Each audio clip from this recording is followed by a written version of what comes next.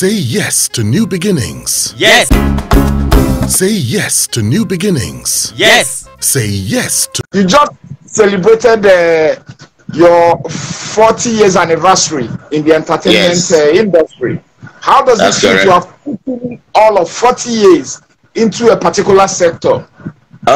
Okay, I started by saying if I were an army if I were in the army, you know what rank I will be, and if I were working in the civil service, you know what rank I will be.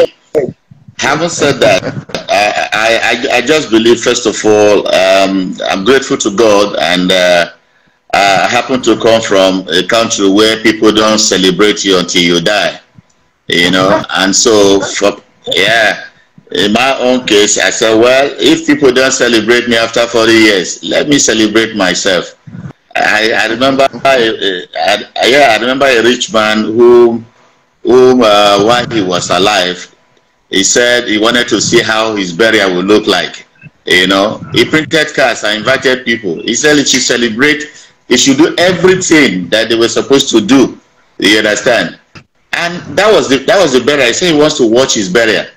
You understand? So for me, I remember the man, and I said, oh, come on, it's a good idea to celebrate yourself. If people don't celebrate you, at least you have an idea of how much people regard you. And so it was an awesome thing, and I give glory to God. So what would you say has kept you going as a musician in the last 40 years? I would say it's not an easy road. It's a hard road to walk, but it's your resilience. When you have the calling for something, you hardly think of the physical benefits, where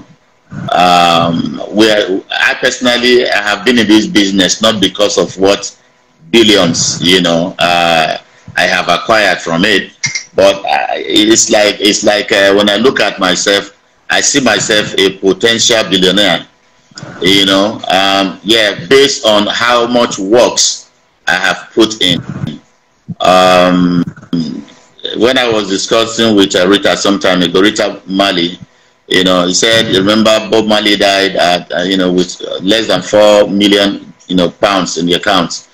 But right after his exit, because he had a large repertoire, large estate of works, the second year running, the estate, he was able to garner about 750 million US just 1 year after the departure. And you remember too, the same thing was Fela, you understand? When Fela died, you also know how much his repertoire were able to yield. So I just want to keep getting myself happy, because I'm in a profession that I could call my calling. So that has kept me going, because I say to myself, Bob did something before he died. He did quite a lot of recording that were being released after his death yearly, like he was still very much around.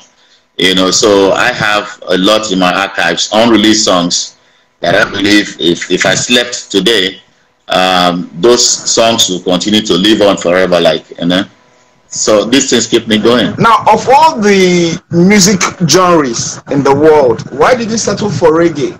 Well, I happen to be the son of a Reverend Baptist, and growing up, I grew up, in the church. And when my father exited that early at 48, 49, I said, oh, well, we used to go along with you doing campaign rallies, open air campaign rallies, crusades and all that. So when he passed on, I said, well, music for me will be it, because I will be able to reach out to more people than he was reaching out to, via music. And reggae provided for me the platform where I can speak spiritually, So reggae was very comfortable. It was my stepping board. So how do you feel that that likeness, that love, or the awareness that reggae used to enjoy is beginning to wane, or it's beginning to go down? It's not like it used to be, before. Reggae was the in thing, but now Afrobeats, rhythm and blues and cool, seem to have taken over. How do you feel about that as one of the veterans of reggae music? I feel proud. Bob said he is looking at the world, looking at such time when reggae music will take over the world. It was one of the things he said before he died. And whether we like it or not, hip hop that you still listen to is an offshoot of reggae music. You understand?